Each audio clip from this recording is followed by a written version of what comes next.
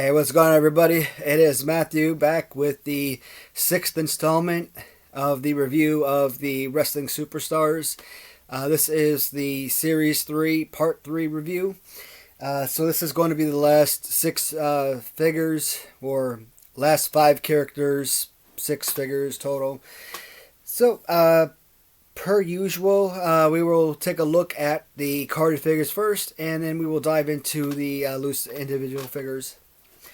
The first one we're going to be looking at is Manager Mr. Fuji. So when I first decided to start buying some of the carded figures, it was really I had mixed feelings. So it was really imperative that I own a few carded figures. So the goal was five figures. I didn't care about who they were, as long as they were five figures. Later on, when I decided I wanted more figures, I thought about, okay, which kind of figures did I want to own? Did I want the first five? Did I want all of Series 1? Did I want the big bulky figures like, your Ken Patera or your Kamala, Big John Studd, etc.? Or did I want to go for all the figures that came with accessories?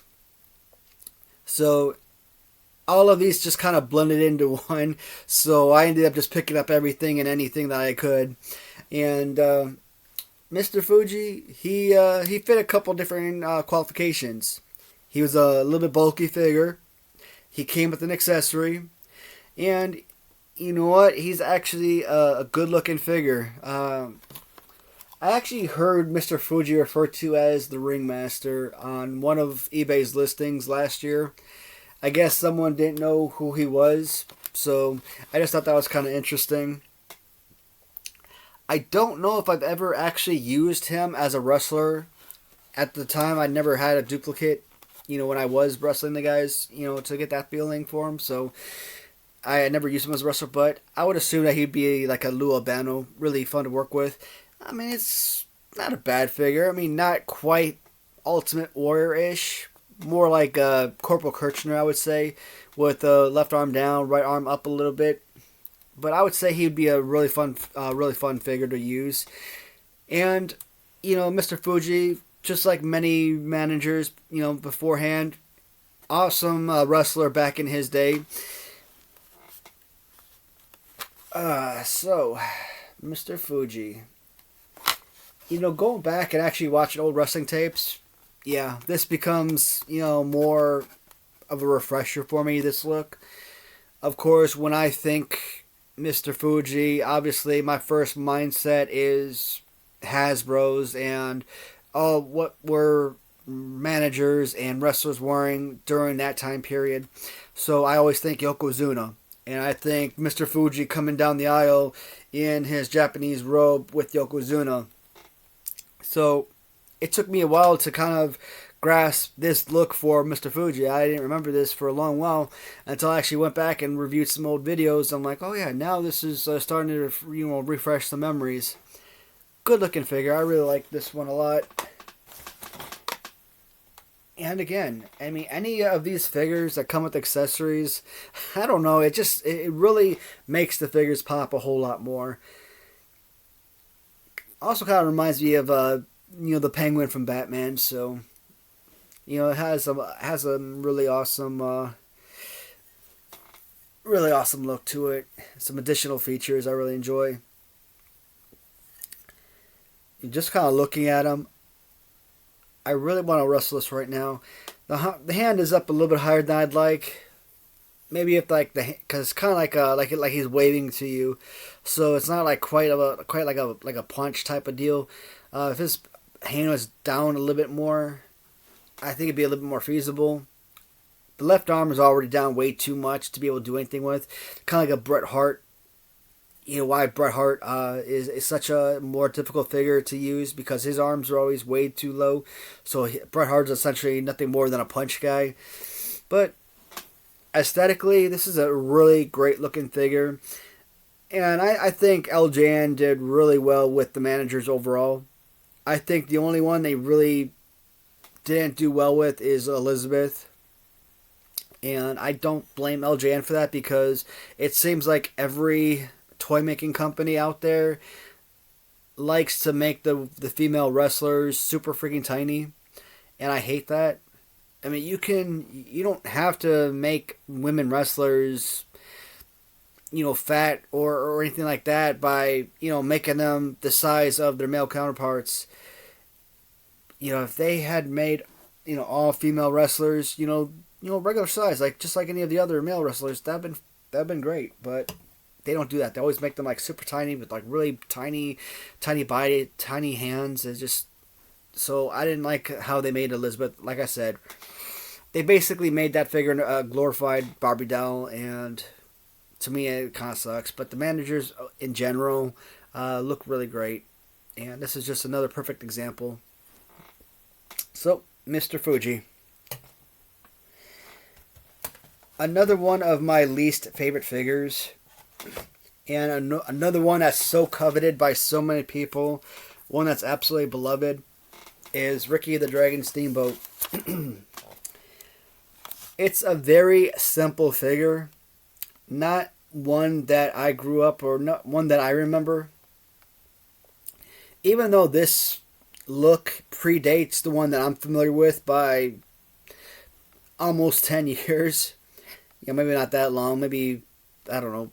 Well, we'll call it 10 years. Why not? 80s into the 90s. Ricky the Dragon Steamboat with, the cape and everything, with the whole dragon look that you would find in Hasbro. That's the dragon that I remember. So, when I look at LJN, because I didn't have the figures as a kid, LJN might be 40 years old, but for me, it's new and it's fresh in my eyes. So when I look at these figures, to me, they were only like a couple years old. So this is new to me. This is another one of those figures that has really changed from the prototype to the way that they created the actual figure.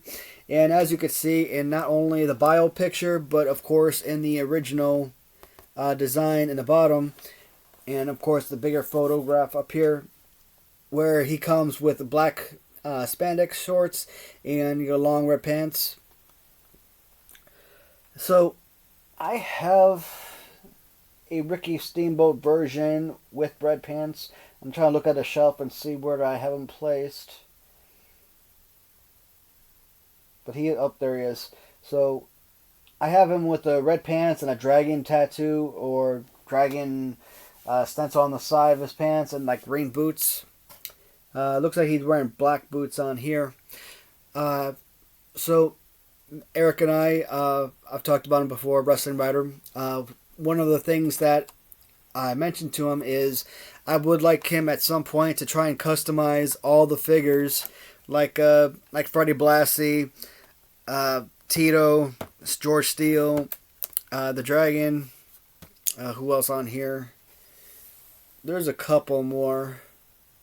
Well, I got Hillbilly Jim, so I really don't need that one anymore. But basically, any of these prototypes that you would see on the bottom. So one of the things we talked about is making these figures so that they resemble the prototype in the photographs. And I think that would be super freaking awesome if to get those customs made. I mean, when can that be done? I don't know. First, we'd either have to acquire the figures and get it sent out to him, or he'd have to acquire the figures. And that with all the other projects, he's working on not only for me but for others. That could be a while.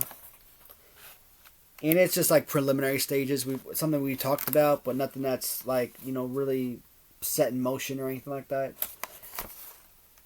I'm looking at this price tag on the back of this, where it originally I guess was $398, and I guess somebody brought over at $198. Could you imagine paying less than $2 for this figure? This figure. Well, I taped this one up, so I think I bought this one from Colossal Comics, which I've been getting a lot of figures from them, and the bubble is off the card, and I'm okay with that. Normally you get this figure for like $400, and on auction I win it for like $100, $130, and if all it's missing is having the attachment, the bubble to the card. You know what? To save $200-$300 on a car, on a figure, and all I gotta do is tape it up. Shoot, I'll do that all day, every day. So one of the reasons why I'm not a huge fan of the Ricky Steamboat figure, fighting pose obviously is number one. He's got this claw thing, which when I look at this figure, when I'm doing a finisher, this right here is my finisher. Kind of grab the person by the top of the head and like throw them face first into the format. I don't know how you would use this figure. Like, I don't necessarily remember Ricky Steamboat. Like, I know the character. I know I grew up watching him wrestle and everything, but I just don't remember his matches or anything. So I don't remember his fighting style. So I just don't remember how to use him, and that would be like my finishing touch with him, because I mean, what else can you do? You know, pile driver, you know, DDT or something. You put someone's head DDT. It just doesn't really have much of a playable feature. In my opinion, one of the least enjoyable action figures if you're a kid to play with. Like Macho Man and Tito Santana, two of my least favorite figures, or are near the top of my list, or close to the top of my list of least enjoyable figures. This being near the top of my list of least enjoyable figures. I mean, he barely missed being on my top 10 of least favorite action figures from LJN.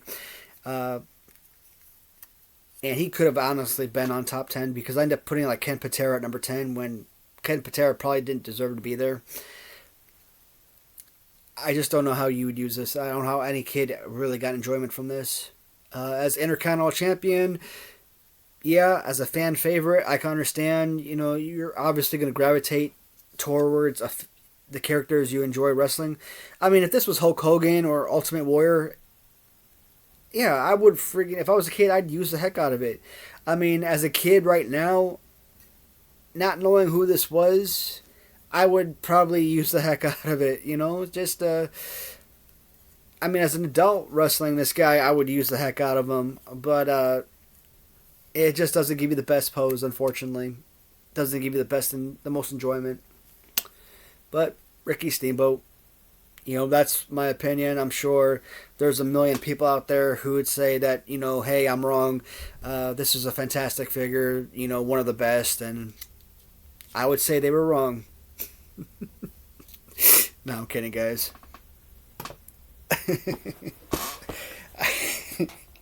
The next figure we're looking at.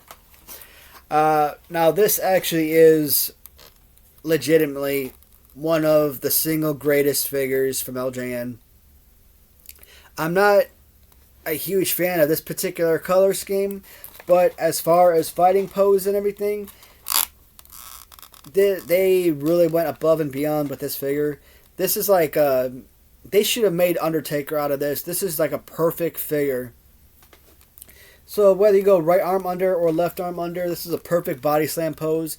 You got your punches, you got your perfect clothesline if you want to go there, and you want to choke slam someone, you know, you got that as well. He doesn't have that like legs spread apart and bent at the knees like Big John Studd and Hogan and Andre the Giant and whatnot, but I mean, it's still a great figure. And from what I've read and learned about SD Jones in the past, is that he was not only a very respected by Vince McMahon Sr., but he was very loyal and respected by Vince McMahon Jr. as well. And one of the key reasons why he received not just one, but two different action figures in the LJN line. And to top it all off, I think he even highlighted WrestleMania 1 as well. So, not your prototypical jobber that a lot of people think of him as. He actually was somewhat of a star.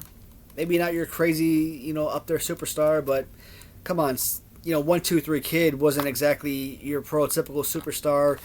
not until he defeated Razor Ramon, and then he kind of just took off.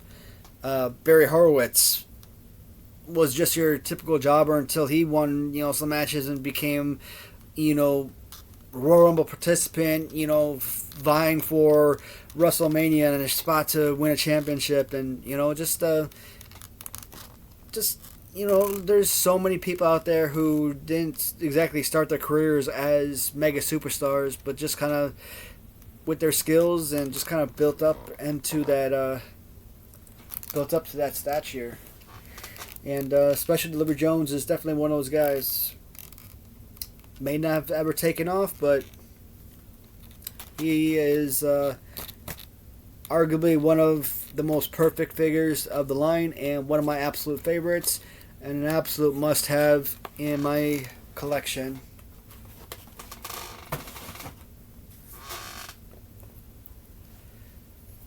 Again, SD Jones. Not much to say about the figure. I mean, this red version is not my favorite because it's just such a simple and plain color scheme. But if you were going off of just aesthetics based on colors, this, if you were looking at a tournament style again, this is a first, second, third round elimination type figure. But because the figure itself, pose wise, is such a phenomenal piece, you're talking about a legitimate quarterfinals, semifinals type of deal, where this guy could be a legitimate contender to win an entire tournament of a my favorite LJN tournament type of deal. I just have so many great figures, and to include my customs with my originals, it made it really hard for much of any of the figures to win, but this was a legitimate contender, no doubt. SD Jones. And as I said, Special Delivery Jones did not come out with one, but two different figures in Series 3. So when you look at both Series 1, both the first and second card, same difference. Not any real change to the card backing or anything like that. Now, what I really find interesting about the red and Hawaiian version of SD Jones is when you look at the headband, both the headbands on the red version and the yellow version both have that yellow with the blue markings. So I believe, and I think a lot of other people believe this as well, that the red shirt is the original version, and then later on they came out with a yellow version. But based on this yellow head mold or yellow bandana, you would think that this would be the first version, and that maybe they decided that this color scheme was too expensive, and so they just changed the yellow to a flat red and just kept the yellow headband on there, because everything else on this figure is identical. The only thing they changed out is the shirt. So if it's a cost saving measure, why would they change out the original red for a more expensive multicolored shirt? Most people refer to this as a variant. Again, I don't think of SD Jones as a variant. I might call it variant here and there, but I just think of them as, two different figures. One character, two figures. Hulk Hogan Series 5. One character, two figures. Not a variant. Now, if they were both red shirts, and he had a yellow on this one, and here he had a red red headband, and this was a red shirt with yellow headband or something like that, yes, then you could call it a variant. But this is too much of a change to refer to it as an actual variant. So I absolutely love the color scheme of the yellow. So such a plain version with the red. Love the color scheme, and this to me is what really puts it over the top. Along with the pose, this is a truly perfect figure in every way, shape, and form. I think I have SD Jones at like number 8 or 10.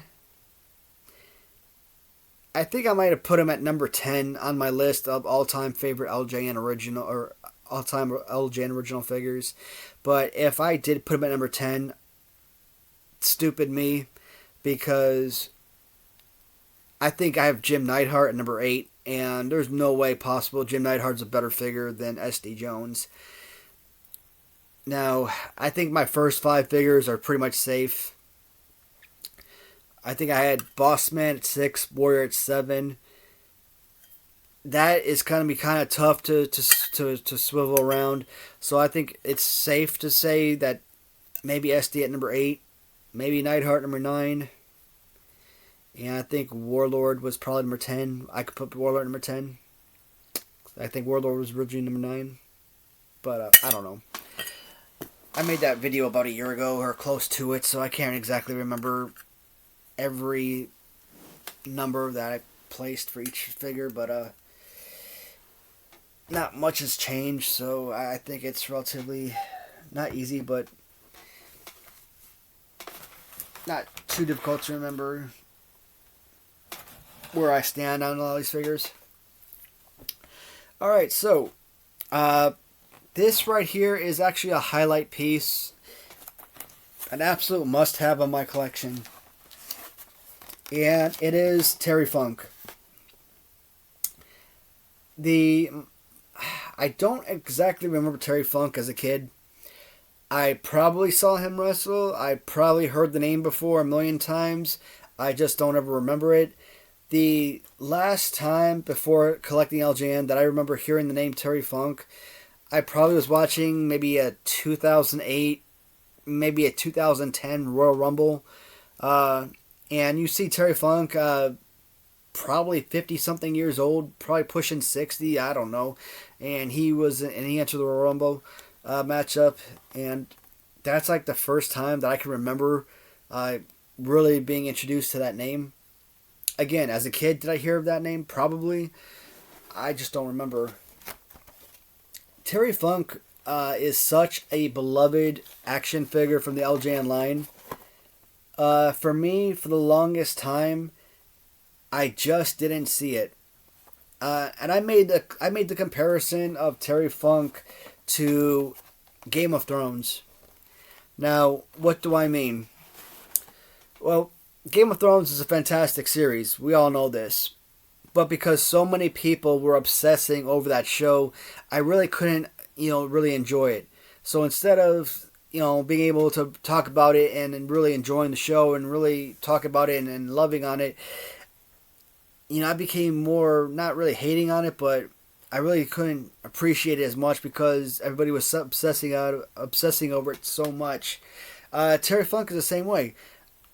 So many people were obsessing over this figure like crazy, and it just got to a point where I couldn't really enjoy the figure because of all the obsession about it. And when I actually looked at the figure, it was such a simple figure, and it didn't really do anything for me. Pants or the little chaps and whatnot, to me, it was a low-level action figure. I didn't even think it would crack the top 30 or top 40 of my list. I always said the top 10 figures were your elite figures. 11 through 25 were your top tier. 26 to 50 were your mid-tier. And like 51 to 72 or, whatever your last figures were your bottom tier figures. And I always thought that Terry Funk was like very low mid-tier or bottom tier figure. I just didn't think it was that great. The pose was not great. It didn't have this great look or anything. I just did not enjoy the figure. And even though, during when I had my rumbles and I was getting feel for the figures, I got some use out of it. It was adequate. He had his little DDT pose. He could still do this one arm toss over and everything. He could still throw his punches, even though his arm, instead of like being like here to actually throw good punches. His arm like way back here. Ooh. I fell in a rack about a year plus ago, and anytime I kind of raise my arm past a certain angle, I'm still experiencing like severe pain. I just bent my arm back in the wrong spot. Anyways, so the way that his arm was bent back like that, it didn't do anything for me. And then I started getting the accessories. Well, I had the hat accessory because I bought, this is the first figure I ever bought from Wrestling Rider. It was my introduction to him, and it was obviously an original figure. And then from there, I started buying like a gazillion customs from him. Later on, as I got the final accessory with the branding iron, my opinion of the figure changed. And it's why I say the accessories make a huge deal. Without the accessories, it's just a very plain figure that really doesn't do anything. With the accessories, the figure looks so amazing.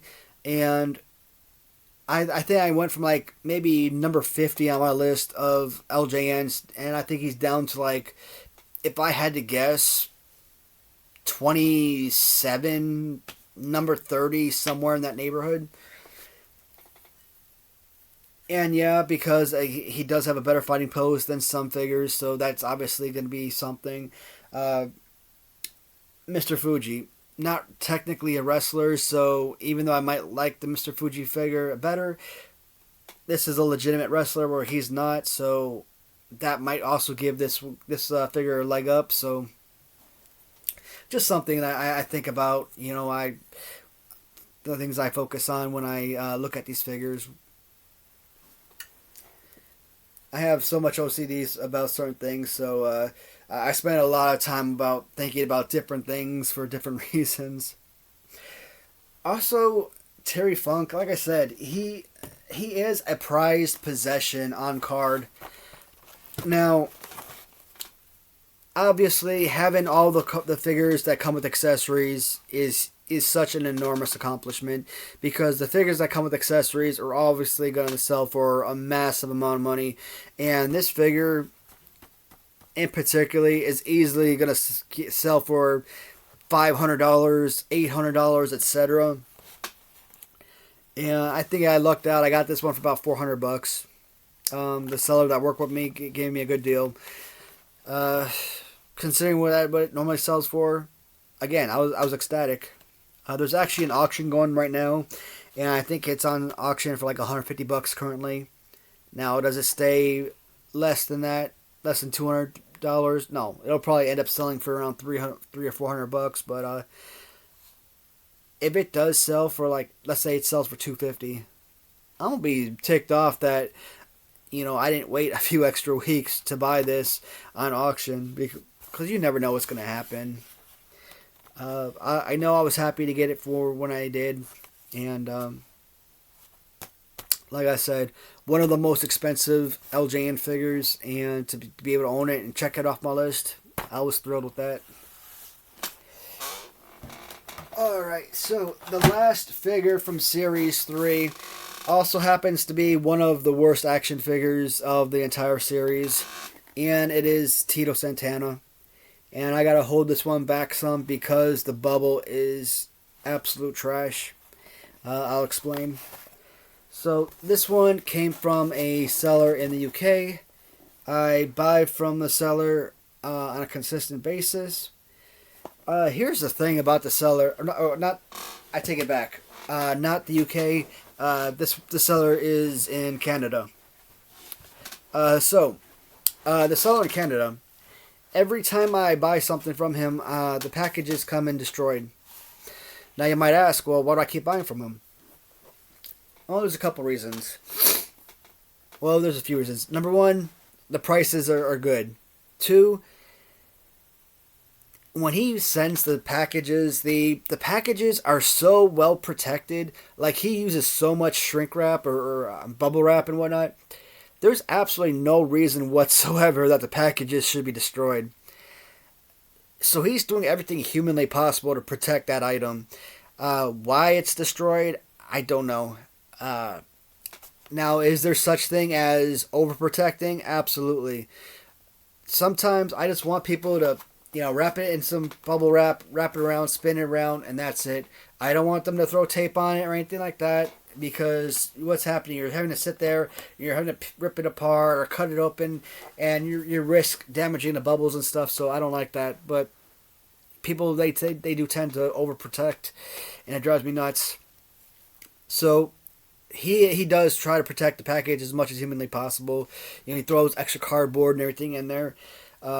Great communication. When I had packages destroyed in the past, I reach out to him. Hey, here's some pictures. The bubble's destroyed. He refunds me a ton of money, probably half of what the order costs. So it's just a great seller. So I'm not gonna stop doing biz with him just because I've had a couple of issues. This one, this figure, I think I paid $100, $110 Canadian. So with shipping and taxes, came out to be like what, $130, $140 or something. So Tito Santana generally on card, I think the cheapest I've ever seen was like $280. Tito Santana is also, like I said, one of the worst action figures of the entire line. So I'm just not gonna sit there and worry about reaching out to the seller. Hey, this is destroyed. No. So there's certain areas around his hand that where the bubble broke. So I taped up a bunch of spots here. There's a bunch of spots around the face where I taped up the head. There's some tape around some cracks.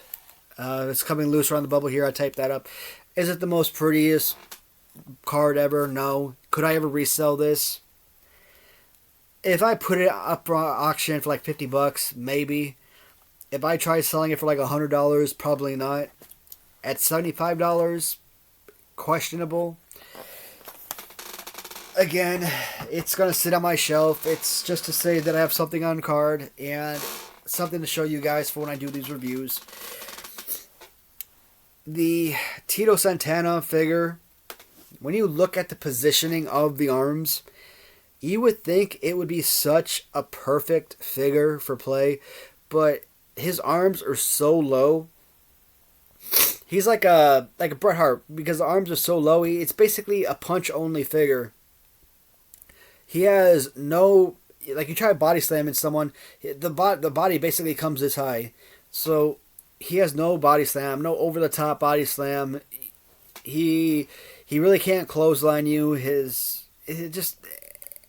a very super thin figure. The overall look of the figure is just bad. I'm just not a fan of the Tito Santana pose. And I'm trying to think if the Strike Force figure is any different. I thought it was the same exact figure, but I think it might be slightly different. Not much else to say about the figure. Again, it's one that a lot of people I hear when they talk about their Tito Santana or they do their reviews and they've talked about this figure, they talk about how much they really love this figure or how as a kid it was one of their go-to figures. I'm like, I just don't see it. In my opinion, it's a very unenjoyable figure. How anyone could get any enjoyment or any pleasure from this. I mean, if you have it, obviously you're going to use it. What do I talk about? Ron Simmons Galoob. I had it as a kid. I used it. Why? Because it was there. We needed wrestlers. Especially if you were doing a rumble. You want to have a 30-man rumble, you got to use whatever you have available. And we didn't have 30 wrestlers, so we picked whatever random monster or toy that we could use as wrestlers laying around. So, but again, when you buy something like this as an adult, you're buying this to complete a collection for no other reason. Unless you're really a big Tito Santana fan, you really wouldn't care about something like this. Me, if I wasn't obsessive the way that I am, had certain compulsions, if I didn't care about completing a complete collection, if I just wanted to acquire the best figures or the figures that I looked at and gave me enjoyment, I would probably have about 20 figures on my shelf, maybe 30. I don't know, but there's a bunch I probably wouldn't even buy. But where are we at right now? Why do these videos always run a lot longer than I feel like they should? But that is the end of Series 3. So we're at 84 for Series 1, 85 for Series 2, 86 for Series 3. And keep calling 84 for Series 1, but I think most of those figures were released in 85. But anyways, so Series 4 in 1987, that will be the next video. After this video is released or posted, I'm going to go back and do series or round 3 of the My Favorite Hasbro tournament. And I'll either complete all of those videos and have those posted and then return to series 4 of the review, or I'll start working on either AWA Remco's or the WCW Galoob figures. More than likely I'll probably go back to the series 4 review, but or I'll probably mix them in, I don't know. Not too many figures left over for the Hasbro tournament. I think we're down to 29 figures, so at 5 matchups per, we're probably looking at about 3 videos to complete round 3, and maybe another 2 videos to complete round 4, and maybe a video for round 5, maybe another video for round 6 and 7 if it goes that far. I don't know. I know we had 7 videos or 7 rounds for the LJNs, but I don't think Hasbro's gonna quite go that far. But that's it for now, guys, and if you have any questions, comments, definitely leave it. I'll try to respond as quickly as I can. Thank you so much for watching. Always appreciate your viewership and your comments, and I will talk to you later. Goodbye for now.